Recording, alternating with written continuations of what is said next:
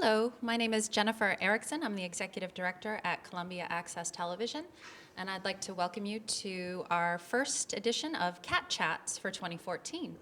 And I'm really excited about this one. This is our third collaboration, I believe, in a row with the Returned Peace Corps group, the Mid-Missouri Returned Peace Corps group.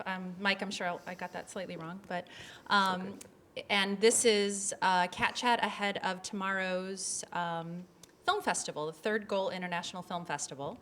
So they bring some really interesting films to town, a free event up on campus at MU. Today is January 31st if you're watching this on Cat TV, because we will rebroadcast this. But yeah, there's a lot of films tomorrow, and we're really excited to have one of the filmmakers here with us, Ashley Tindall. I'll let introductions take place among the group that is speaking today, but we have Ashley here, Mike Burden from the Peace Corps group, and Keija Parssinen, local author. And we would like to thank a few people and organizations.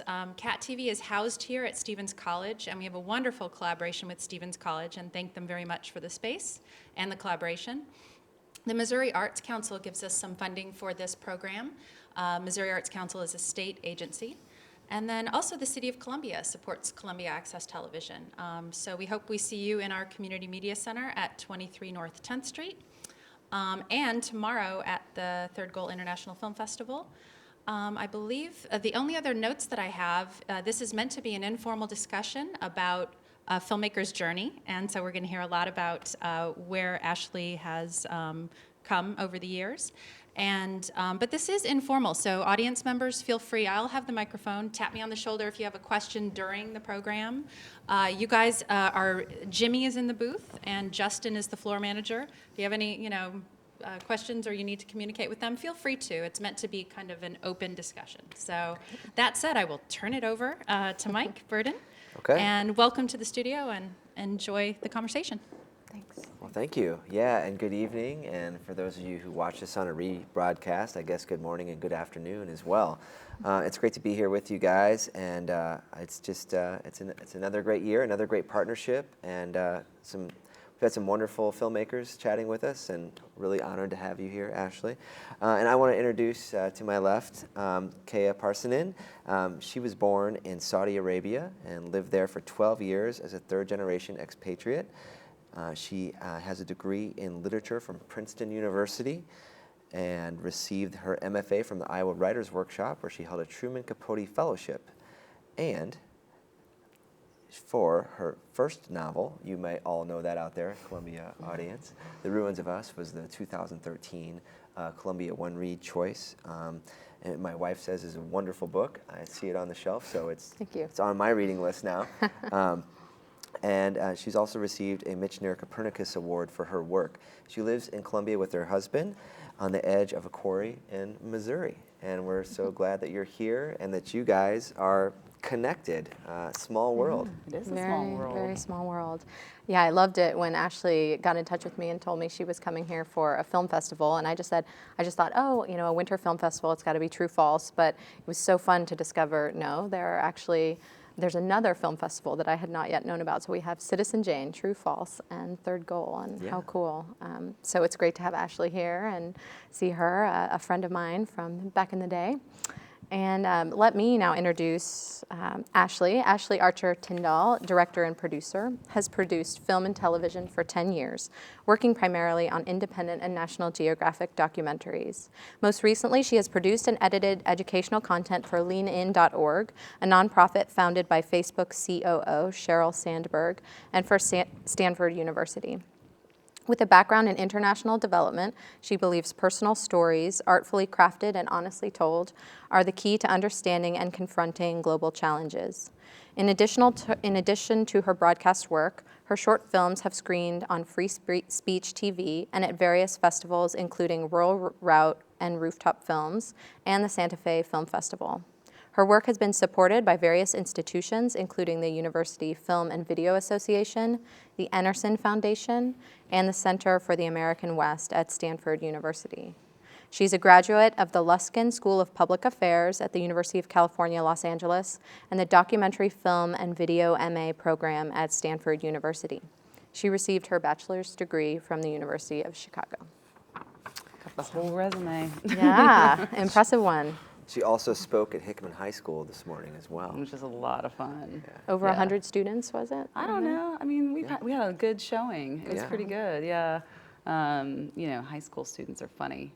Like half of them are sort of staring at you with like sort of the glassy eye, not quite sure, you know, what's going on, and the other half are like, can she tell I'm interested? I don't want to look too interested.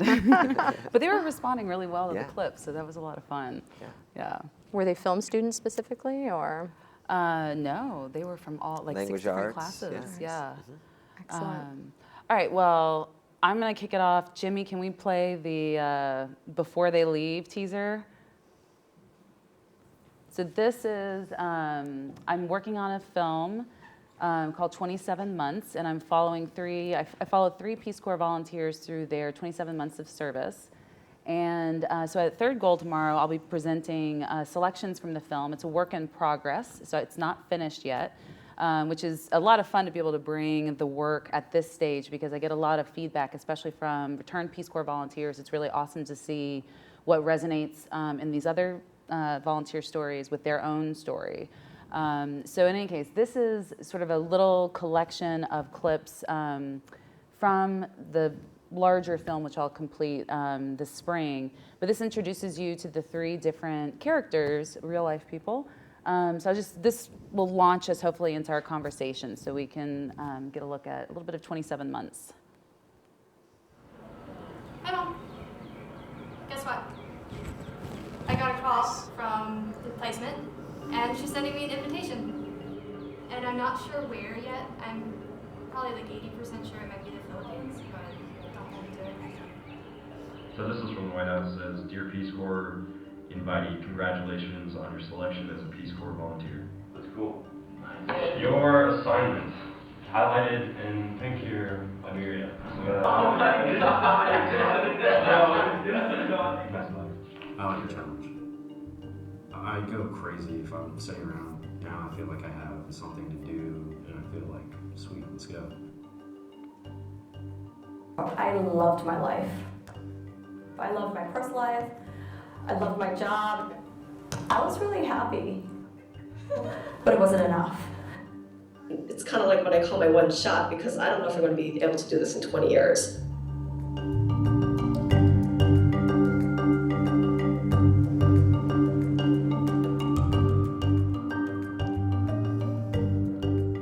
I think a lot of people have sort of misconceptions about other cultures, about life outside America. I always wanted to travel. I do want to go to other countries and see what's out there.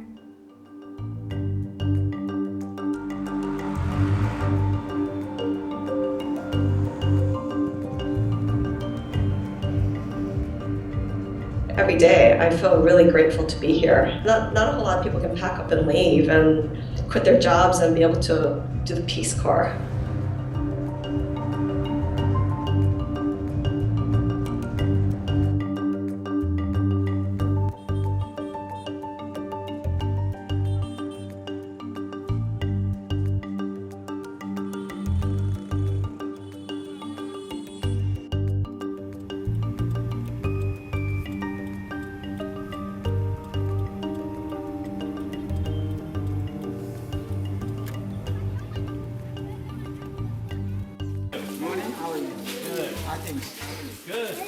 You're a young man like ourselves. I'm happy to work along with you, to do everything in common with you. He have a Gola name for you. G-B-O-T-O. What's a G? Boto. A giant, a strong man, a leader, a hero. All right. Yes. Try and live up to that. Yeah, that's okay.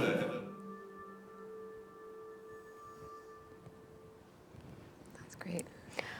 So let's start at the beginning then, and what drew you to the subject matter of the Peace Corps? So lots of things. I do think the Peace Corps it's something that's very American and has been with us for over 50 years. And it seemed like I kept, you know, I knew so many former Peace Corps volunteers, and it seemed like everybody in college I knew someone or had a friend who was someone. but like it wasn't part of a really a national conversation at a time that we were, obviously, like when I came out of college, we were facing 9/11 and war on terror, and we got involved in these two wars, and yet the Peace Corps was sort of off the radar. Like people just don't talk about it. And I think it had sort of become, I think there was this image of the Peace Corps as like it was irrelevant somehow, or like that belonged to a bygone era. That's the Kennedy time. Like we live in a modern world now. It's more complicated than that. But yet people were still really drawn to it. And actually, in the last few years, the Peace Corps has had like a record number of applicants. So I thought it would be really interesting. To find out, well, why do people still feel it's relevant or not? What's sort of the role of the Peace Corps? But personally, I had done study abroad when I was in college, and I had lived with a host family in Senegal. And that experience was really transformative for me personally. There's nothing like completely being out of your own comfort zone, right? And like being in another culture, speaking another language, starting to dream in that other language, being on your best behavior with the host family and trying, to figure out like, well, what do they expect of me? And like, what's weird about being an American, and what's weird about them? And then at some point, it's not weird anymore. You really do learn to, see past those cultural barriers and language barriers, and find humor and that, the universal humanity, right? Yeah. And so, having gone through that myself, I felt like, well, I'm interested in the Peace Corps, but I really want to tell personal stories. And so, looking at what people personally go through during that time of so much chaos and cultural confusion, and how that really transforms them. But I didn't want to just look at one volunteer, because then people might think like, well, that's the only experience. That's just that person's experience. But if you look at a few and you see them over basically the same course of time, then you realize, well, there's actually these universal things that we go through. So I was really interested in looking at personal transformation, but through the lens of the Peace Corps, because then that could let me sort of look at, well, what's the role of idealism now? What's the role of America in a very different way in the world? Not boots on the ground, but I don't know, plows in the earth, something like that. Sure. Absolutely. And so once you get that spark then, and you're like, okay, I have this question. I want to know about the relevance of the Peace Corps in, 2013, 2014. How do you go about starting things up? I mean, as a writer, you just sit down at the computer and there you go, you're off. But as a filmmaker, it's so much more involved than that. Can you talk a little bit about that? Yeah. Well, obviously you start with research. Right, every project needs a little research. So I talked to a lot of returned volunteers and kind of felt them out, heard a lot of stories. Went to a couple of different events because it was the 50th anniversary year when I started this in 2011. So it was sort of, serendipitous that I was invited to a bunch of Peace Corps parties around the University of North Carolina, which is, I live in Chapel Hill as well, San Francisco, but and so I would go and I'd listen to these stories, and the more I heard, the more I realized that, well, one, there needed to be there was an interest among returned volunteers and among sort of broader social groups that I'm in, where I think people were kind of itching for stories about a better American role abroad, one that impacts the world differently. So I figured, okay, there seems to be this desire for these kind of stories, and I'm very interested in them. But you can't do this stuff by yourself. So after kind of doing that research and talking to a bunch of volunteers, I ended up talking to a number of producer friends of mine about, sort of what would be the best thing to do. And of course, universally, you have to get a fixer. You have to get a local coordinator. You need to work with someone in the country who knows the country well, who can help get you around. Because when you're so focused on telling the story and on your characters, you can't always be focused on even taking care of yourself, or finding your car, your driver, your fuel, making sure you have water and a place to stay. So I spent a lot of time finding the right the right coordinators, or fixers as we call them. Some people don't like the word fixer, but they're still a fixer in my book. They do fix things. They don't pay bribes, but they do fix things. And before you even embarked on traveling, 9,000 volunteers to choose from potentially, how did you choose the 3 that you did, and did you have an image in your mind before you did of who you were looking for and why? Yeah, I knew I wanted a mix of people, so that it wasn't again one experience. They couldn't say all male volunteers are like this, or all white volunteers, or all Asian volunteers, or all older volunteers or younger volunteers. So I knew I wanted a mix. Especially, I definitely wanted somebody who was later in life. I think the Peace Corps has a big image as they're all 20-something liberal arts grads who don't know anything, who just want to travel and backpack.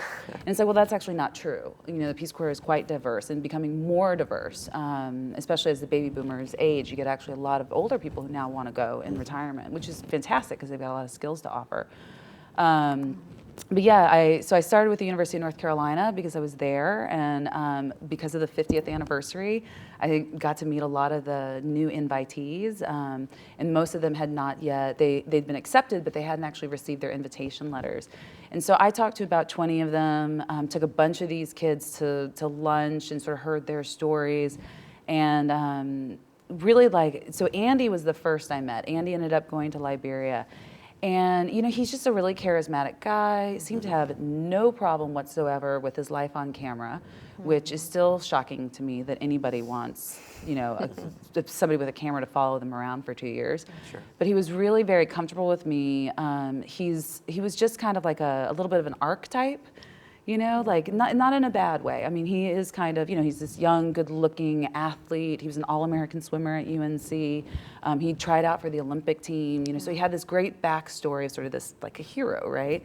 And he sort of fits that Kennedy era, white guy in Africa thing. And he's obviously so much more than that. And his journey takes us into, a much more complex individual. But it was kind of nice to say, well, I'll take that archetype, and then I'll decimate it. That's fun to do, he's not just this, straight-laced, white guy, in Africa. There's much, much more to it. And then, so he was kind of a natural, and he just was such a great personality. I was like, all right, that guy. And then he agreed to do it, which I was completely shocked. And then Kate, I also found at the University of North Carolina. And I wasn't really settled on her. She's a bit of a sleeper, she's really kind of quiet and introspective, and so didn't appear to be, the great film character at the outset, but she's extremely articulate and very introspective. And she sees the world much more clearly, I think, than a lot of people at her age. So I was very impressed with her. And so the day she actually got the call from the placement desk at Peace Corps inviting her to Southeast Asia, I was actually having lunch with her. And so the first few scenes you see up here, or the first clips, were actually shot on my iPhone, because that's all I had with me. And I was like, well, Kate, can I just film this? And she's like, oh, okay. I was like, all right, well, you're in the film now, so it's just inevitable. And because she was only 21, she just agreed. So, but I'm not usually that manipulative. So anyway, she's been great, and she definitely was so open, which is really hard to get people at that age to not be so aware of the camera. We live in this reality TV world where everybody's a Kardashian now, and so for somebody to be so, she just was really great about not looking at the camera, and I don't really feel like she had a strong personality difference between when the camera was on and the camera was off, where a lot of people really do. So, Kate, that was how I found Kate. And then MARCY, I actually found, she's from the West Coast. She's born and raised in Hawaii, was living in California, working for Toyota when she decided to do the Peace Corps. And I knew I wanted to have a person from a different part of the country, an older person. And so I read through maybe 100 different bios, the profiles on the Next PCV website. So these people had already been invited and assigned. And so I knew, so I found MARCY. I interviewed a ton of people, via Skype, and contacted them through Facebook. And then, MARCY just was magnanimous. Like, I Skyped with her and I'm like, oh, she's so much fun. And she brings a completely different perspective. And then she agreed to do it. So, you know, you can't make a film with unwilling participants. So I had a couple of people who started with me and then decided not to. And so, you know, you just have to go your separate ways. Like, you can't force somebody to be in your film. You know, they got to want to be a part of it. So I was really lucky that the three of them stuck with it for 2 years. They could have all stopped at any point. And what's interesting is in that clip, you talked about Andy being sort of archetypal, but all of them are different character types. You know, Kate is kind of the wallflower, and you see that she's going to be kind of this innocent abroad, and what's her experience going to be like? And you can see you setting that up to be explored in an interesting way. And same with Marcy, you know, she's like leaving everything behind. There's so much on the line for her, and she obviously has very high expectations. And so I just see the potential for so much story there. So it's exciting. Makes me want to watch the film for sure. Oh, good.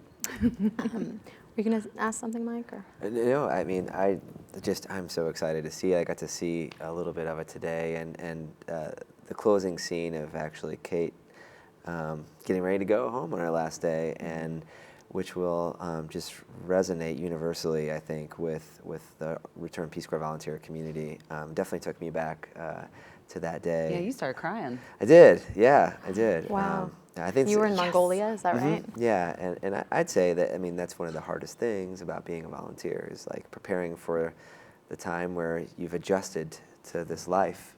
And as you'll see in the film, you know, there's some pitfalls, you know, there's some valleys there, and but you've adjusted to it and you've come to love it, and then to actually be getting ready to leave and go back, it's tough. Very emotional. Definitely. So there's a saying that good fiction should ask questions and not answer them. And I was just curious, as a filmmaker, do you have that feeling about your films, or do you set out to make a statement? You know, we were talking earlier about how one of the wonderful things about the medium of film is that you can really make a difference. You can educate people, a broad swath of people. And, you know, we see that every year with True False when they bring their films through. It's like suddenly this whole community is just charged with so much awareness about so many issues. And that must be thrilling to feel that sense that you can carry a message. When you start out with your films, do you have something in mind like that? Or do you kind of follow the narrative where it goes? You know, I think I always have something in mind. But I'm hesitant to declare it up front because your story is only as good as the footage you actually get. So if you commit too much to an idea, you know, even if it's just an agenda, a thesis, you're saying, all right, this is what I believe to be true, and I'm going to make a film to prove it.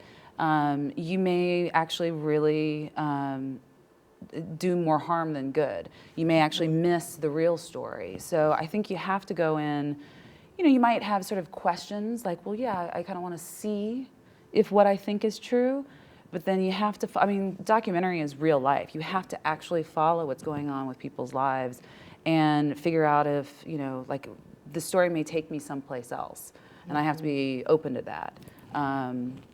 So yeah, I mean, I definitely want to convey, I mean, certainly with 27 months, I really do want to convey how it might be quite difficult to cross cultural lines, but if you're willing to put yourself out there and put yourself out of your comfort zone and really make an effort, you're extremely well rewarded, and I think actually the world is better off for it. You know, and that might be a hugely idealistic of me, but I do actually think that when people work well together, it's because they're able to hear each other, you know, and really find what's common about their experience, and find, you know, really the basics of humanity.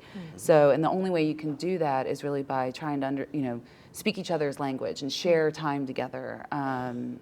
Yeah, so I think I did set out to do that with this film. But I had to watch each one of them go through it before I really knew that, okay, I'm right. That is what's happening here, you know. But, you know, one of them could have dropped out. One of them could have had, I mean, there are lots of other stories about people who just can't stay out of their comfort zone, who can't cross those cultural lines. I mean, that does happen. Some people really just can't do it, and that's humanity too.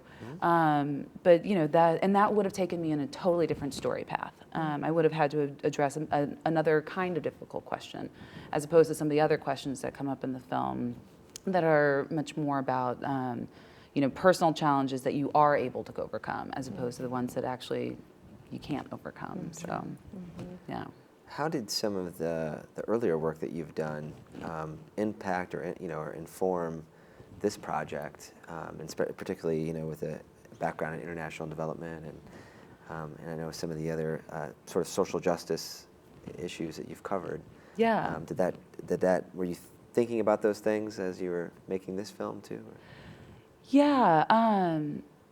That's actually probably, we should just lead into a clip from my thesis film. I think that will help guide a little bit of that. Okay. Does that make sense? So we'll jump forward and then we'll come back, I think. Okay. Yeah, so can we, Jimmy, can we go to Feathers and Coins? So I picked a little section of my thesis film. So this was done at Stanford.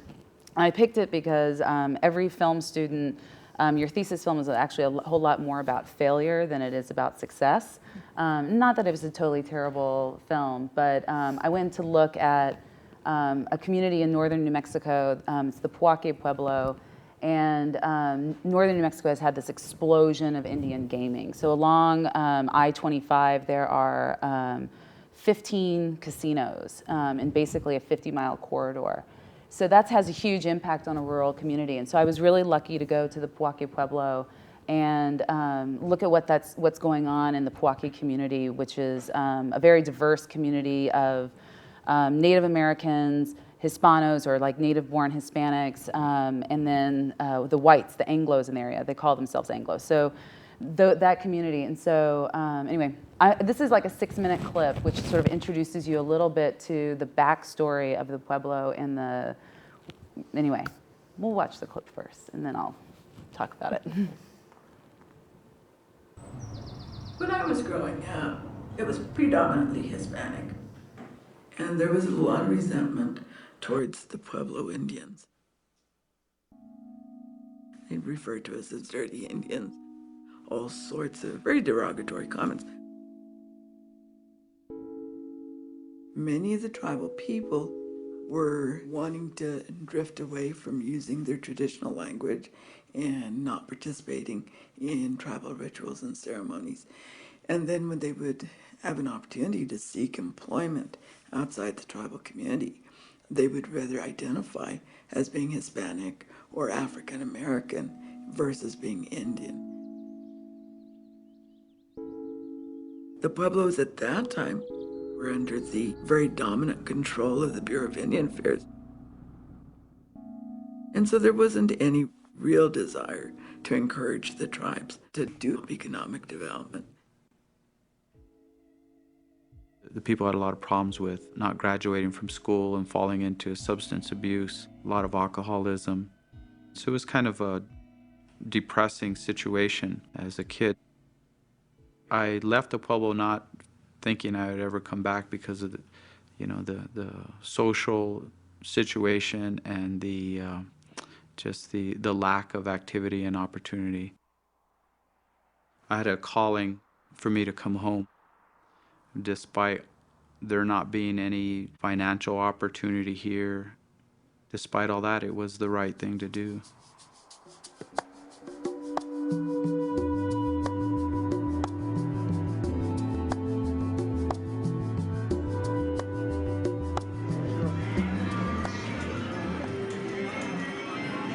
Play those off? We're gonna play those off. There's 15 credits in there. Oh, wait, here? Yeah, we'll play them. Good luck.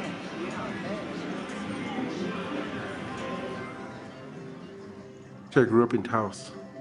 The job situation up there was limited. You worked any kind of job that you could find. One of the main things that I did was construction, and then I found government. Then I came back over here, so this is where I'm at today, as a SLOC technician. Hello. Are we waiting tonight? No. Why not? I never win. You're supposed to win. I'm here. I'm trying.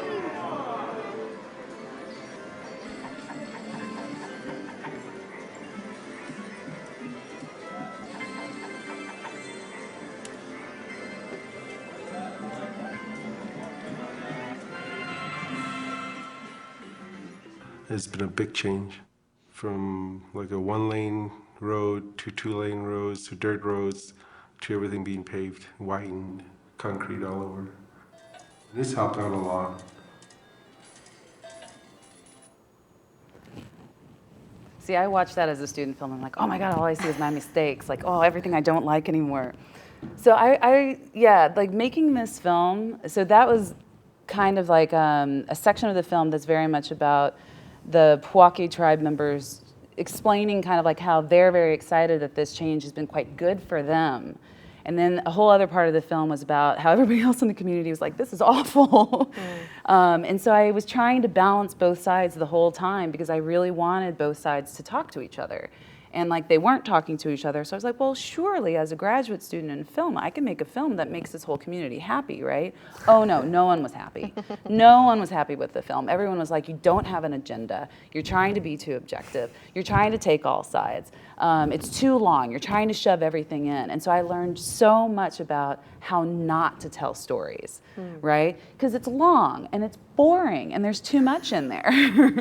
I found it pretty riveting myself. Well, you're being kind. But like, you know, what I realize is that in doing those kinds of films, you end up just kind of lecturing people as opposed to letting them feel for someone and really getting into their personal story, right? So like you said, like when you start out a novel, you can't just be agenda forward, right? Like stating, you know, being polemical and just stating like, well, I'm gonna tell you now what you have to think. You have to draw people into a character and let them see and judge for themselves. So I think making that thesis film, you know, about such kind of a hot topic in that area, which is Indian gaming, I learned a lot about what not to do in terms of storytelling. Like you really do have to just linger with the character and feel out a story and let that person show you their world. And then through that, you can sort of explore the bigger issues. And so that's why I was trying to get away from that. And then you can tighten it up and really make a narrative because, you know, without, as you were saying, you felt like this was a little bit bloated and there was too much that you tried to fit in there. So I'm sure as the years have passed and you've honed your craft, you've really learned how to cut away the fat and get straight to that good story and the arc. Definitely. So one thing I'm curious about is, you know, one thing we see with your Peace Corps clips is how the students or graduates, the Peace Corps, fit into those very different communities. But of course, there are other people fitting into that community, and that is you and your crew as well while you're there. So I'm curious to know, you know, for instance, here in New Mexico, how you sort of experienced that very radically different community and how maybe you were perceived. Do you interact very much with your subjects when, you know, are you hanging out with them at the bar after you finish shooting? Or are you keeping your distance and it's sort of treating it as like, you know, here we're on and here we're off? Or how does it work? Well, I mean, you're always there and people are always responding to you. Like you're not, you don't, like it's nice to say fly on the wall, right? You like the camera to sort of be as, you know, as inconspicuous as possible and try to take up as little space in the room as possible and try to, you know, make people feel like they're not being watched. Because when people think that the camera's there, they think the camera's judging them, right? They're very aware of their image. So you'd like to be a fly on the wall, but in reality, you never are. Like you are present in that room. If you have a crew, like, so I've worked on a lot of films where we've had 4 or 5 people on this crew in a really tight situation, very intimate, where, you know, you're trying to get really in depth and yet there are just lights everywhere and like, you know, what's in front of the camera and what you see on the screen is often very different than what's going on in the room. So yeah, like you are definitely a human being there with a personality, and I'm not a quiet person and I'm not a shy person. So like people have to get to know me, and I feel like that's the only way they'll because I can't just be shy and retiring and being in the back of the room.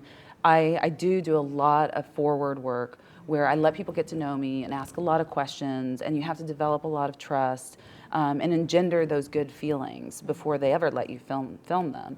And I'm not just doing it just for that, it's also that I like people.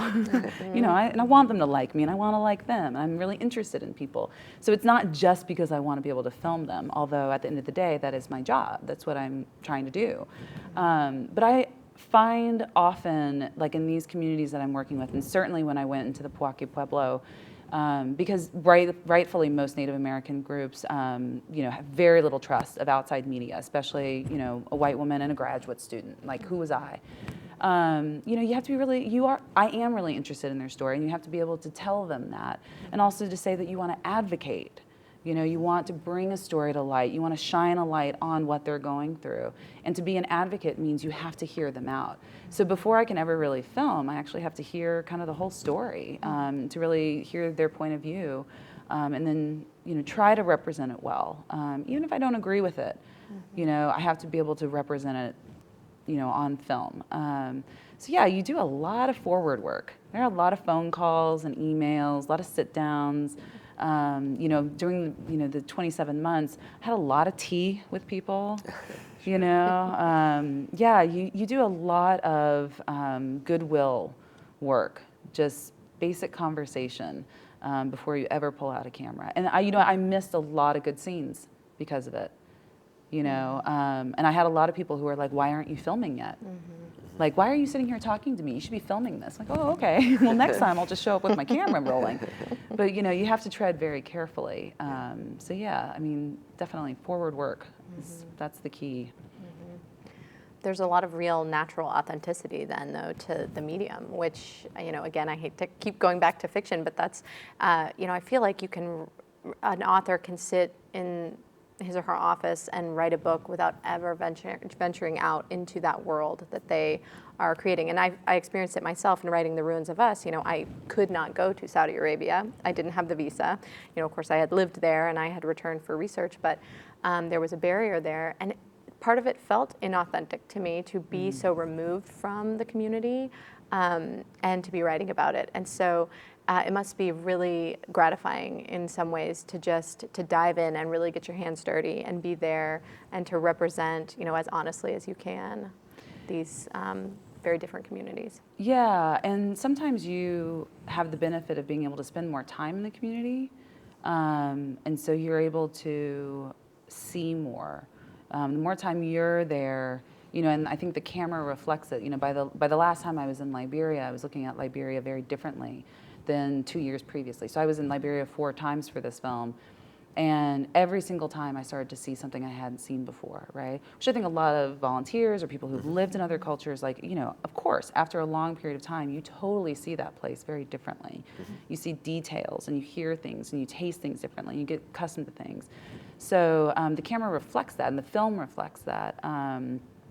Yeah, definitely, like, I think that's the authenticity you can bring to it, because, like, for instance, when I was with the Puaki Pueblo, I was only there for like a week, you know, and I think that's why the film to me still remains a little thin, is because it wasn't authentic enough. I didn't have the time to really look around me and let the film really capture like the whole environment and those details that make a place and make people who they are, and like really capturing the culture. And, you know, it's kind of like I was just rushing around trying to get the story as though I was like an investigative journalist. Well, I'm not an investigative journalist, you know.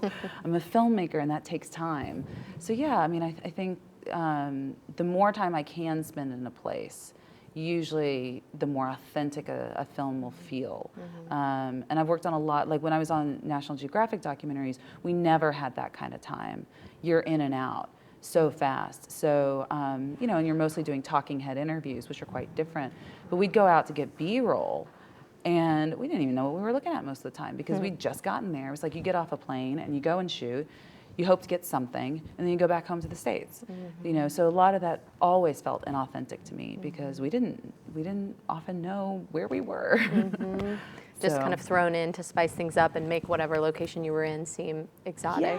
Yeah, and it is. You just get these great shots. It's like, oh, well, let's just get a panoramic of the city, and the people go like, ooh, it's beautiful, it's HD, and it's National Geographic, and they'll just accept it without actually saying like, well, what does that place really look like? Like, what does the food look like? What does it sound like? What are the cars like? What do people look like? And that takes a lot more time. But that makes for a better story. Then people are much more involved and committed to what they're seeing, I think. Yeah. Yeah. Well, it's quite a commitment to have traveled. There's Peace Corps countries all over the world, and you happen to have 3 that are quite far away and not close to one another, and so, man, I just thinking about just not just the effort, but the cost and sticking with it for the duration. There's not another work out there that I'm aware of that is like this. So. I don't think so. I don't think anybody is as stupid as I am to do it. Well, tell us a little bit about how you make that possible, and if you had any moments of doubt, maybe like some of the volunteers do, along the way, and how you dealt with those. Yeah, well, whenever you start an independent documentary, and I would encourage anyone who thinks about doing a documentary to not quit their day job. Documentary, well, any film is expensive. But if you're going to undertake something like this, you have to be very committed to it. And I knew I was going into, 3 people's lives and therefore 3 communities' lives. I got to know these communities too, and they would often ask like, when is Ashley coming back? And many of them thought I was also a Peace Corps volunteer. They're like, oh, you're the roaming Peace Corps volunteer. I'm like, no, there's no such thing as a roaming Peace Corps volunteer. But they always assumed I either worked for Peace Corps or I was a volunteer, or, and they assumed like I just lived in another part of Liberia or the Philippines or Azerbaijan. And I would have to explain like, no, I'm making this film. So I was actually very committed to 3 people and 3 communities, which is probably the reason that I'm actually going to be able to finish the film, because it is those relationships that are basically holding me to the fire, because I ran out of money so long ago. Right, and so you have to be totally committed. And I'm working, a zillion other jobs. I'm, freelance director, producer, so I have to work all these other jobs to make ends meet for the film. But I can't stop the film, And that's the thing. Like, you have to be committed to a labor of love. That's why they call it a labor of love. And a fundraising for independent documentary is very difficult. Especially like, I may have been working in film and television for 10 years, but I still don't have a track record like Scorsese, right? Like, Scorsese wants to pitch a documentary film. People are like, here, have some money. Most people out there starting an independent documentary, no way, no one wants to give you money. Unless you're doing something where like a billionaire is like, I want a film made about me. Very difficult to raise money. And we're very fortunate that we live in a time where there's crowdfunding, and I ran an Indiegogo campaign, and that was the majority of the funds. Thank you to everybody who supported the project. And that's how a lot of things get done. But then you have to scrimp and save and beg a lot of favors from friends. I'm fortunate that I have a lot of really talented filmmaking friends who are exceptional professionals in their fields. And I asked a lot of favors, and I'm really fortunate that, it's actually going to work out, because, there were a zillion moments of doubt. And especially, like, after my first time coming back from Liberia, I had typhoid, and I was admitted into the emergency room. So I spent the night in the emergency room, and my husband was like, is this worth it? He's sitting there like, you have an incredible fever, and like your kidney's inflamed, and this is going to be like a $12,000, hospital bill. Thanks to Coventry Insurance for covering most of that. But like, you do question, like, am I really still doing this? Like, is this story so important to me that, I'm going to go through a bout of typhoid for this? Well, it's got to be a bit of a compulsion, Yeah. like any art. I mean, and once you're invested, and you have invested so much time, so much money and passion, you can't stop in the middle, I'm sure. You have to see it through. Yeah, absolutely. And so my question to you then is, in your perfect world scenario, once you finish 27 months, when would you deem it a success, or how would you deem it a success? Is it when you finish that final cut and you're like, wow, here's my piece of art? Or is it if someone picks it up and then it pays you back for all that you invested in it, et cetera? I mean, what in filmmaking, independent filmmaking, counts in your mind as a success? It's definitely not money. Yeah, I wouldn't be in this field if I cared that much about money. You know, it's not lucrative. Don't do it. Go get a degree in, you know, environmental engineering or civil engineering and go into engineering, mechanical engineering, anything. Any engineering is going to be better. Yeah, you know, I think it's really, for me, it's seeing a story resonate. So it's more than just finishing the final cut and, you know, hitting export for the last time. It's really like showing it to audiences, you know, like, you know, if I'd been able to take it to the high school today, you know, and you can see high schoolers just like, whoa, this is amazing. And like, you know, sparking that conversation. You know, yeah, I think it's really like seeing audiences respond to it and actually being able to open up the conversation. Because for me, a film is really just a gateway. You know, you really just want to like tell a story in order to get people to start having a different level of conversation. Yeah, so that would be successful for me, is having those conversations. Whether I'm there or not, knowing that the film is out there doing something, that's what's gratifying. And telling that story. Absolutely. Well, it's a compelling story, and I'm just so eager to see the film when it's done, and to see people's reactions, and to think about potentially the folks out there that are going to see it and say, yeah, that looks tough, but I could do it.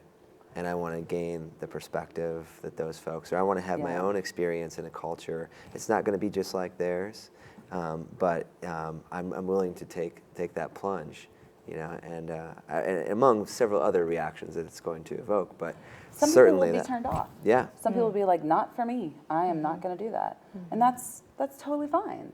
You know, then you shouldn't. They can go do their 2-week like volunteerism, you know, somewhere and call it a day. Yeah, but, or work in their own community, or you know, whatever turns them on. Like you know, not the Peace Corps, like international service is not for everyone. But yeah, I think it's a really great experience that I've witnessed. You know, and again, it doesn't work out for everyone, but when it works out well for people, I think it's extremely rewarding, and I think it has a really positive effect on what you bring home, right? Hence third goal. That's third goal. You know, I think we actually are better citizens and better human beings to each other. Like if we've already been in that experience and then we bring it back here, we're much more conscientious about how we treat foreigners, right? Like the guy who asked us for directions on the street today, right? I thought he was from Ukraine, from his accent.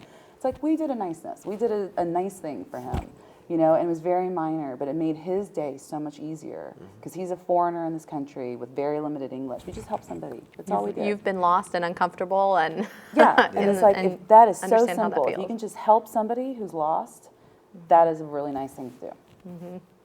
Kind of basic. Anyway, should we backtrack? I know we kind of got off script. Yeah, I know we've got some more clips to show. Is there one that 56 up? Yeah, you know what? I'll let's show the 56 up. So one thing that often comes up when I'm talking about documentary as opposed to narrative filmmaking is how do you actually build a story from somebody's real life, right? Because we don't live our lives in a linear fashion, right? We don't all walk around like, what's today in my narrative? You know, which chapter am I on today? You know, we live very different lives, right? It's not linear. But when you're making a film, of course, you have to come up with a story arc. So how do you take all this footage of somebody's life and then actually craft a story? And so one series, I don't know if you guys have heard about the 7 Up series. Michael Apted did it for Granada Television and BBC. But he started in the 60s and he's now at 56 Up, following a group of young British people. Every 7 years, he'd follow up with them and just sort of see where their lives had taken them. And this very much was an inspiration for thinking about 27 months. And I've watched these movies for years now. So anyway, I took a selection from 56 Up because now that we're at 56 Up, we can take one character and in about 6 minutes, you get that whole person's life from those 7-year increments all the way up to where they're 56. So I chose Neil, and we're not going to see all of Neil, but the thing I like about this clip is that he even points it out towards the end of the clip, and I'll let you guys watch it, how difficult it is to distill someone's real life into a story. So, this is the clip. Well, we pretend we've got swords, and we make the noise of the swords fighting, and when somebody stabs us, we go, ah! Neil grew up in a Liverpool suburb and had dreams of going to Oxford, but didn't get in. Sit. Do one. Instead, he went to Aberdeen University, but dropped out after the first term. At 21, Neil was working on a building site and living in a squat. I would like to be somebody in a position of importance, and I've always thought this. But I don't think I'm the right sort of person to carry the responsibility for whatever it is. I always thought, well, I'd love to be, possibly even love to be in politics or something like this. At 28, we found Neil homeless, wandering around the west coast of Scotland. If the money runs out, well, then for a few days there's nowhere to go to. And that's all you can do. I simply have to find the warmest shed I can find. At 35, he was living in a council estate on the most northerly part of Britain, the Shetland Islands. And what would you like to be doing, say, in 7 years? I can think of all kinds of things I'd like to be doing. The real question is what am I likely to be doing? What are you likely to be doing?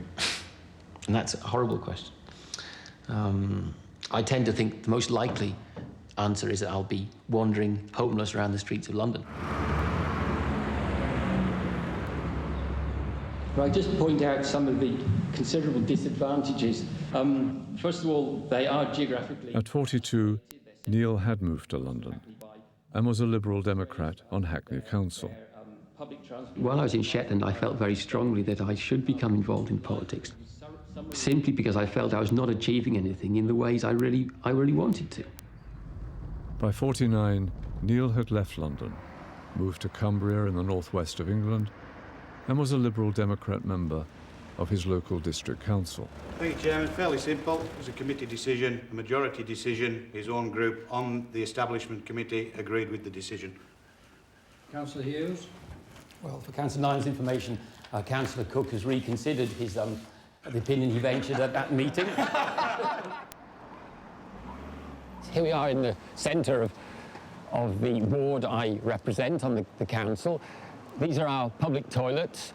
I can assure you that no more fierce battle has ever been fought, either on the playing fields or indeed on the battlefields of England, to save what might appear to be a comparatively insignificant local amenity. I mean, it sounds vaguely comic, but presumably it's not to you. When you live in a small community, you become very proud, rightly, of the facilities here. And people are willing to play a part in helping to keep them going, but they don't want to be ignored. They don't want to be marginalised. My strength is being able to keep going, really. And my weakness is not being able to take any positive course of action. No formal education can prepare anybody for life. Just only life can prepare you for what comes. And sooner or later, you're going to have to cross certain barriers. There are a few things I would like to say. And the first thing to say is there's been tremendous goodwill towards the series. But I'm also aware that I'm not the only participant who wants to set the record straight in a number of ways. For so many millions of people, I'm here wearing my heart on my sleeve, and they think they know absolutely everything about me. I mean, there were countless people writing to me saying, I know exactly how you feel. And actually, from those letters, I would say none of them, not a single one of them, knew exactly how I was feeling. Well, I have a great deal of respect for the Liberal Democrats, but I think that I won't vote for them this time because... Here in Cumbria, I'm really glad to be doing what I do, to be representing people at local political level. But in one sense, I'm doing that because it's the only way I've been able to make any money. I get a derisory amount of money for being a councillor. I do enjoy the work, but I've been completely unsuccessful in trying to find a paid career of any kind. I have always wanted to write as a career, and indeed have written huge amounts. And ironically, despite appearing in this programme, so frequently. Nobody has ever shown any serious interest in any of the work I do. And believe me, it's a great deal more important to me than anything I can say on a television screen. Even if somebody sent it back to me and said, well, read it and it's rubbish, actually, and that would be very demoralising, but at least some interaction would have taken place. There's hardly a day goes by when I don't write. That's a great gift, isn't it? It is, but it shouldn't be a sort of masturbation about which nobody else knows anything. Neil Hughes is the Liberal Democrat candidate. I and the Liberal Democrats want to see a just and fair society in which everyone... In 2006, I was invited to go to Australia to give a talk. And the chap who introduced me said, Neil is clearly such a profoundly motivated politician that we can all expect to see him as Prime Minister of the United Kingdom in the future. Now, this wasn't a joke. I assure you, he said this with absolute serious. Now, it was ludicrous, but this is how wildly skewed the perceptions have become. I mean, do you think I would really have been invited to Australia if they were aware that I was someone who lives on a few quid a week benefit and has as much chance of changing the future of the United Kingdom as, I don't know, someone who's serving a lifetime jail sentence?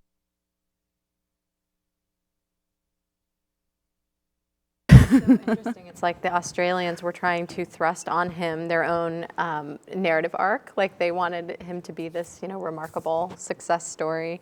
And just this whole idea of this project reminds me of some of the big novels out there like Tolstoy, things that are trying to represent all of life. And it's like messiness and bagginess. And, but in there, you've also got to capture some kind of a story so that you can reflect meaning because audience members and readers crave that, need that. So when you're confronted with an arc that maybe seems flat or lacks meaning, how do you grapple with that? Yeah, well, you hope that nothing lacks arc or that anything falls flat. But yeah, I mean, you really, you have to craft a story. And sometimes things are very natural, right? Let's say you're filming with a social activist and that person is starting from ground zero, then they go through this whole campaign and then the campaign has a resolution and you're like, oh, natural story arc, that's great. Mm-hmm. Like I got the drama, I got the resolution, there's a climax somewhere in there, good. But for the most part, no, like people just, their lives aren't like that. And that's why, I so love how he did 56 Up. And I think Apted, now that, I think he's pushing 80. Anyway, he's been doing this for a long time. And I think in this film, he becomes so much more reflective. And I like that he left in Neil talking about that. That essentially, like, they're both nodding, yes, a lot of your life has hit the cutting room floor. And that's Neil's life. Mm-hmm. For the service of a film, right? And so I have to be very aware that what I take out, well, first of all, what I leave in doesn't reflect too badly or doesn't tell anything that's not true. Everything has to be true. I can't manipulate a story into being something more than it is. I just have to trim away everything that doesn't serve the story. So, but I do have to be aware that things that, end up on the cutting room floor, wouldn't contradict the story, right? So like if I'm trying to tell a story of somebody who's like Kate, a wallflower, right? But then I have this footage of her just like going crazy and, leading ballroom dancing or something, completely contrary to that, being a total extrovert. Well, if I took that out, I would not actually be honest. I would be taking out specifically to underscore my film, my story arc. Of course, that never happened because, she's just not that kind of person. She really is a wallflower, but a very, one of the best wallflowers ever, and we need our wallflowers in this world. But yeah, you have to be very aware not only of what you put in, but what you leave out. And it all does have to serve the story, but you don't ever want to be dishonest about the story. I'm not going to lie to the audience about who these people are, what they've gone through. I just want them to see it clearly. So it is about trimming away the fat. You don't want to burden people with too much of somebody's life. You know, there's probably a whole lot about Neil, not only that he's, you know, an aspiring writer and that that's probably the most important thing in his life. We don't learn anything about his health, even though we can see he's probably not the healthiest guy. We don't learn anything about his family. What about, you know, women or men in his life? Like, we don't know anything about that. So the filmmaker has consciously said, you know, Neil's story in the context of this film is really about, you know, this wandering spirit, somebody who's trying to find his way. You know, so we get this kind of story arc that's actually quite narrow, and that Neil fits neatly in this way. But, you know, there's so much more to a person than what, you know, appears in 6 minutes of a film. So you have to be really conscientious about that. You know, and you know, I have ongoing relationships with everybody I've ever filmed. You know, I don't want them coming back at me later on. So, you know, I have to be very honest about who they are. And it is tricky. It's very tricky. And I'm still going through that. Like, as I'm editing 27 months, every single time I make a cut, I have to think about, ooh, is this the right cut?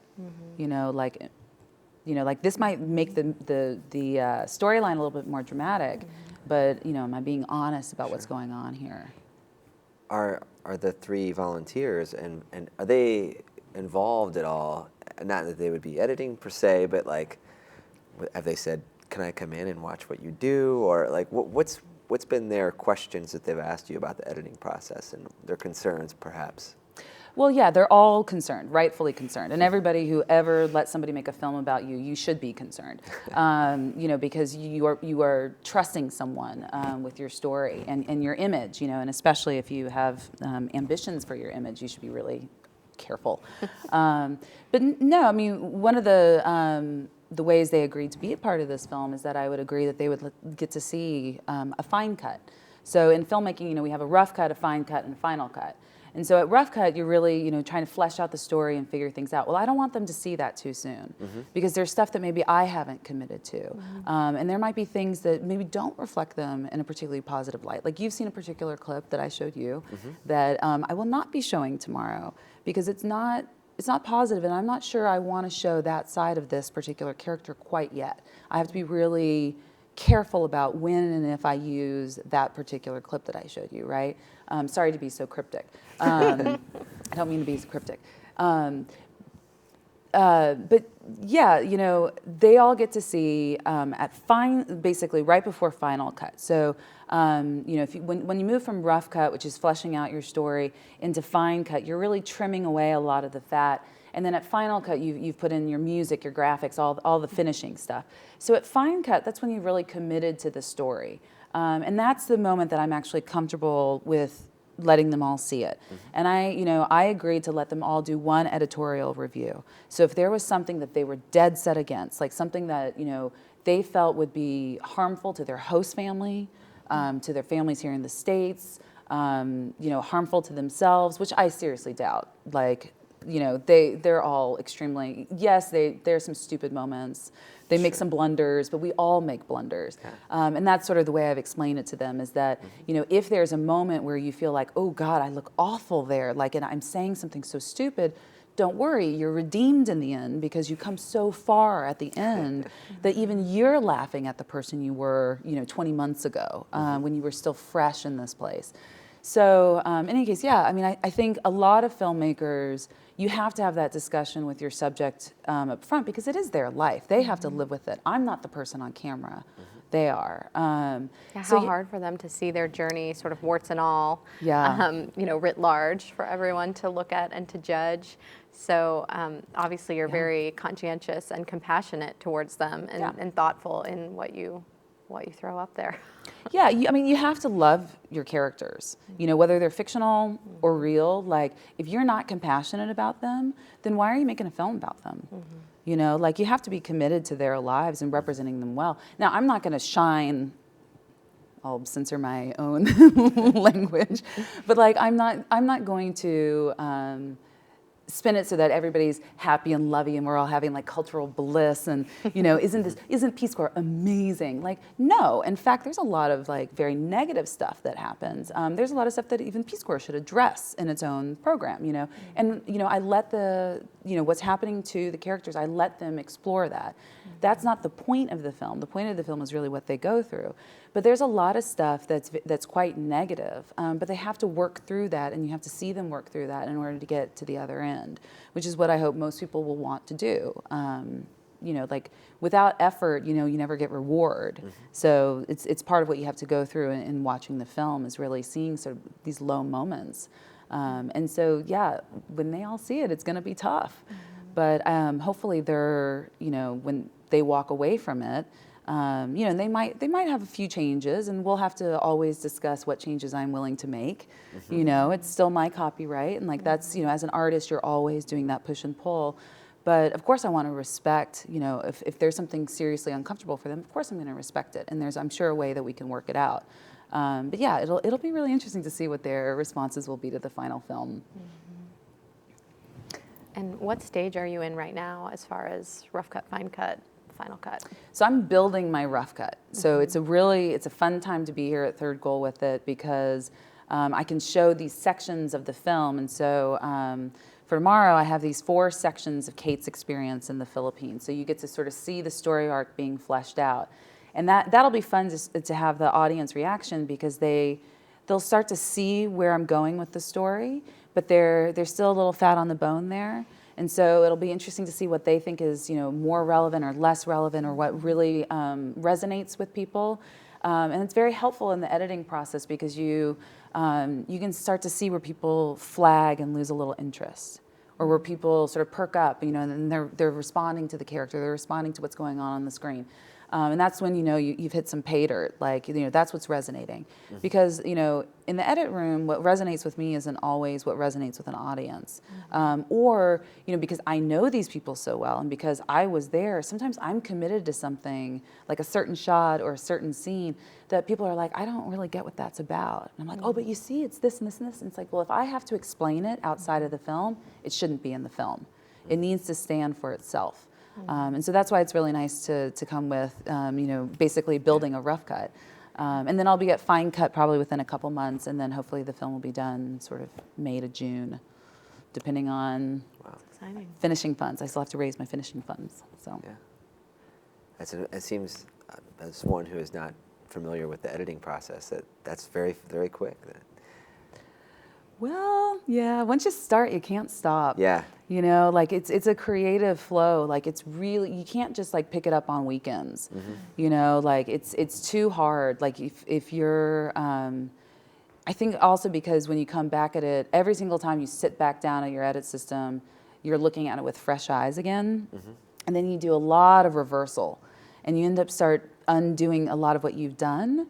And so it's actually very detrimental to the creative process. So I actually feel like, you know, you need to commit, sit down. Like, you know, I have a break in February. I'm like, all right, I'm not going to take on any more, you know, paying projects so that I can just sit and edit, you know, and I have to have like these 2-week stretches where it's like, that's all I'm doing.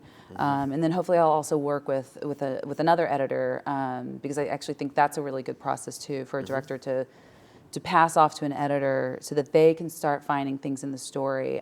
Because when you've directed and produced it, you're so close to it that sometimes you can't really see things the way another person can, you know, and, you know, especially an accomplished editor who can, you know, make magic happen. So I'd be really happy to work with an editor too. So that might happen a little bit in March and April.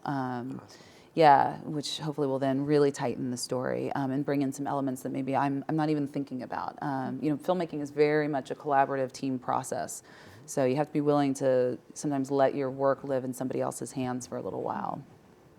For the rough cut, though, will it just be you and the footage? Yeah. Wow. Yeah. And is that daunting to you, or do you really relish that? Yes. Are you just like? Well, I've got like 200 hours of footage. So for 27 months, the 3 volunteers also had personal cameras with them, so they filmed video journals.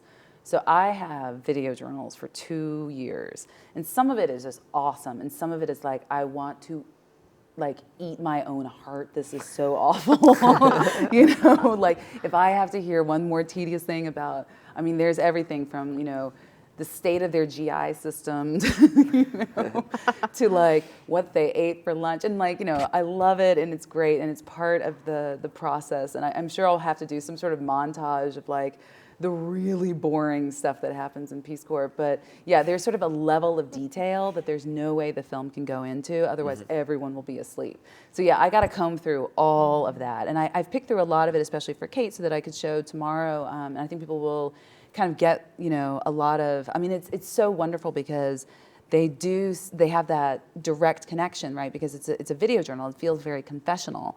And that's most of the time, the only time you really see them talking to camera, right? I have no talking head interviews in the film. So that's the moment when the audience can really connect with someone, is when they're literally looking at the camera, right? Because they're filming themselves. So therefore they're looking directly at the audience. So they're highly effective, and I'm so glad they did it, and they all did a wonderful job. But yeah, there's like hundreds of hours of stuff that I just have to go, nope, nope. Like, that's not gonna work. That's not gonna work. Like that, there's no story there. Like, you know, I don't want to make a film all about like upset stomachs around the world. Like that is not gonna be interesting. But that's a big part of the experience of traveling in another culture. But that's for another topic. So, I mean, obviously you're compelled to tell this story and put the time and dedication and GI distress into doing it. I'm curious what you're thinking about next, or what other issues or stories do you have in mind that you would put this kind of work into. And I think that certainly documentaries and the True False and Citizen Jane and the films that we've shown have opened my eyes to just the humanity that's out there that we can learn about, and the things that if you just read about, this is what the story is going to be about. You'd be like, I don't know about that. And then you see it on film and you're like, it's so compelling. Yeah. And so there's so much to choose from. You know, so what's next? What's urging you, if you can think beyond your edit right now, and tell us what might be coming up in the future? Yeah, my problem is I always have too many things that I'm interested in, so I have to really narrow it down. All right, I'm gonna think about that. Okay. All right, and I'll come back to you. Why don't we show a clip of Kate, since we've been talking so much about 27 months? Let's show one of the sections of Kate's time, and I, of course, totally forgot which one Jimmy and I put up, but I think it's when she's at 6 months. So she's been at her site 6 months. But I'm coming back to your question. I just have to think about it a little bit to come up with a shorter answer, because I'm so long-winded. But anyway, so this is, so Kate was 21 when she started her service in the Philippines, and she was, her site, she was teaching English in a tiny little island called Marinduque, which is south of the mainland. So it's about a 4-hour ferry ride from Manila. And it's extremely rural, and she was with a quite well-off family, which I get into, or I'm starting to get into in the film, because the rest of the community is actually very poor. And so she kind of has this experience of being with a host family that is not like the rest of Marinduqueños, which is how they're known. But anyway, so this touches a little bit on what's going on with her at 6 months. I hope I did the right one. I think it's 6 months.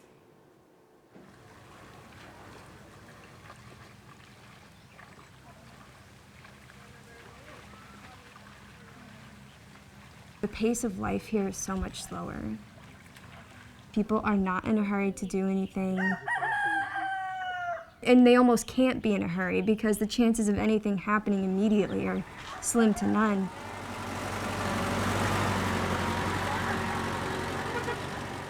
I think for people here, it's not quite the paradise it seems. It takes a lot of hard work to make a living here.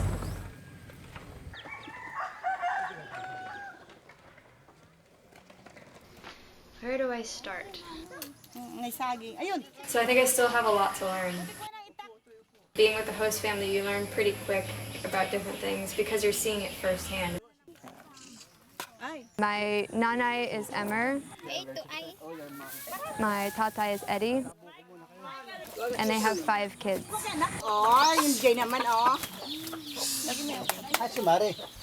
They took it upon themselves to treat me like their daughter, which is wonderful to be included as part of their family.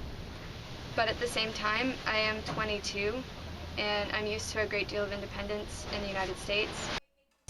They want to do everything for me, and they want to take care of me, and they don't really think that I can do things. Like, they want to do my laundry for me, they want to know where I'm going all the time, they want to tell me how to do things around the house.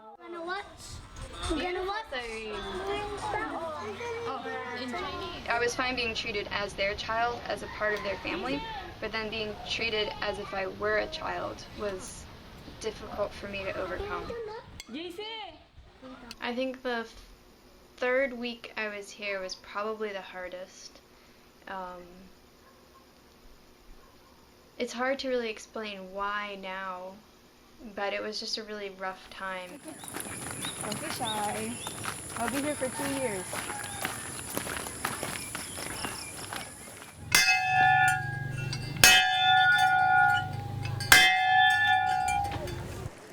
I work at a small school. We only have 340 students. Like, I'm not lost in the shuffle of a massive school. What about the villagers? You forgot already the story. What about the villagers? Memory loss. Have memory loss. Like me. I'm old. You are young, still young. You need to remember those things. Okay. So, that is what they know about. I didn't quite know what I was doing. It felt like every morning I went to school and I was sitting in class just observing, not even really teaching or doing much. I was just observing. I was actually like fighting back tears. Like, I didn't know if people understood why I was there or like what I was supposed to do.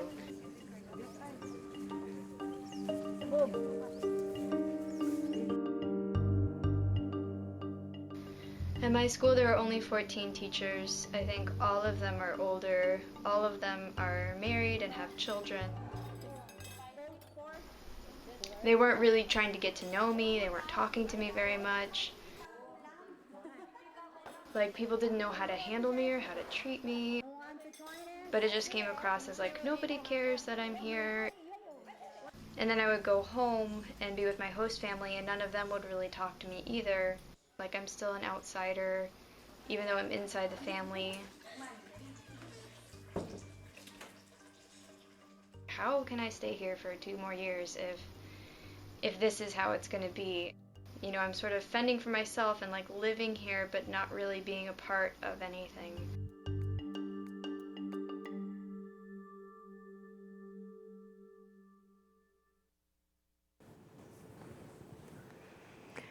Yeah.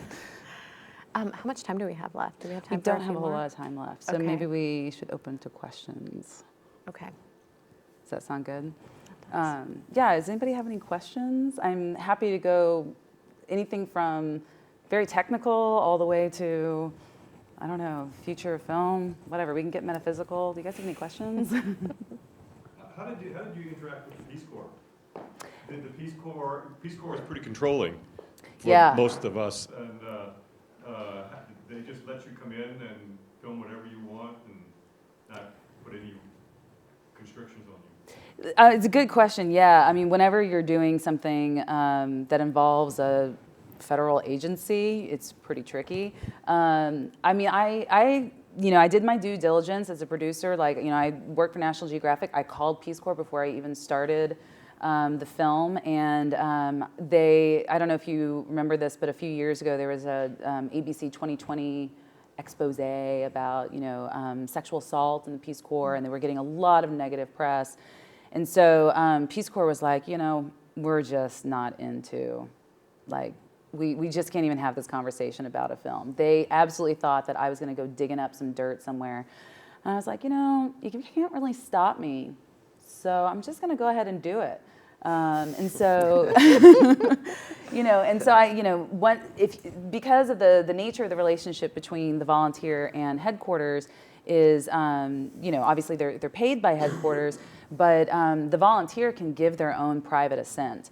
And so each one of them agreed to do it. And, I explained to them that, like, Peace Corps doesn't look very kindly on this film, but do you agree to do it? And as most of you guys know, like, if the Peace Corps, if a volunteer is out there and they're doing a blog, they have to state at the top of the blog, I do not speak for the Peace Corps. Like, these are my sole and separate ideas or beliefs. And so, each one of the volunteers I filmed with, basically had to do the same thing. Peace Corps come around. So after interacting with all three of the country directors in Philippines, Azerbaijan, and Liberia, who were amazing, and of course they were very supportive because they wanted the work that the volunteers are doing on the field to be out there, and they feel like Peace Corps headquarters was way too controlling. And they didn't want it to be, and this is not propaganda for the Peace Corps. I'm not a cheerleader for the Peace Corps. I'm not supported by the Peace Corps. I'm just interested in these stories. And so the country directors were hugely supportive. So word got back to headquarters, and now they're very supportive. They want to know that the film is, out there and going to be seen. So it's come 180. So it's very pleasant. Any other questions?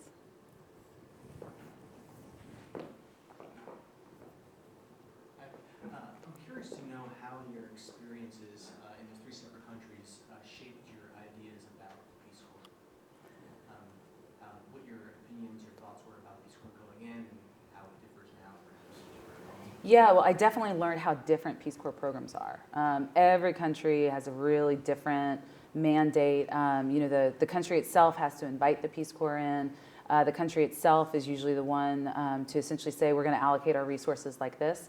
So in Liberia, all the volunteers are only in secondary education. They're only in high schools in Liberia, which means that the program can be very focused and I think actually a lot more effective because they're only in one sector. They're only trying to do one thing and train the volunteers to do one thing. The Philippines it's one of the larger programs. It's got volunteers all over the place. There are hundreds there, and they're in totally different sectors, and I think it becomes a little ungainly. So I actually learned a lot about how a program needs to really focus, and the more well-trained the volunteers are in one area, and the better the country director and the in-country staff has a grip on that program, the more effective I actually think the volunteers are, and how they work with the local NGOs. So again, when they're more focused in a sector, they have much better partnerships with the government as well as with the local community organizations and the international NGOs. So yeah, I learned a ton. I mean, I could go on for days about how different the programs are and how they interact with the host country nationals. In Liberia, Peace Corps is just wonderfully received because they had such a long history with the country, especially before the war. And so they're fondly remembered. And so many people I met had a Peace Corps teacher. If you were over the age of 40, you probably had a Peace Corps teacher in Liberia because there were 3,000 volunteers at one point, just in Liberia in the 60s and 70s. So that's amazing, right? So that's a very different relationship than the Peace Corps has in Azerbaijan, where they've only been there 10 years, and they're still trying to get a foothold, and most Azerbaijanis have no idea about the Peace Corps. So it's different. So yeah, they all function quite differently. And of course, the longer your history and the more focused you are, the more effective you are. Sure. Yeah. Well, I think that's all the time we have, but we can continue this conversation tomorrow. So certainly come out and join us at the Student Center. And that's starting at 1 p.m. and going through 8. And Ashley's film will screen at 5 p.m. and she'll be there to answer your questions and engage further. And we'll get to learn a little more about Kate and the arc of her story. And I've seen the close, and it's compelling. And there are 2 other great films that are playing that people should come see that are awesome. Yeah. Thanks, y'all. Thanks, Keija, for coming out. It was fun. My pleasure. We can continue this conversation over beers. That's right.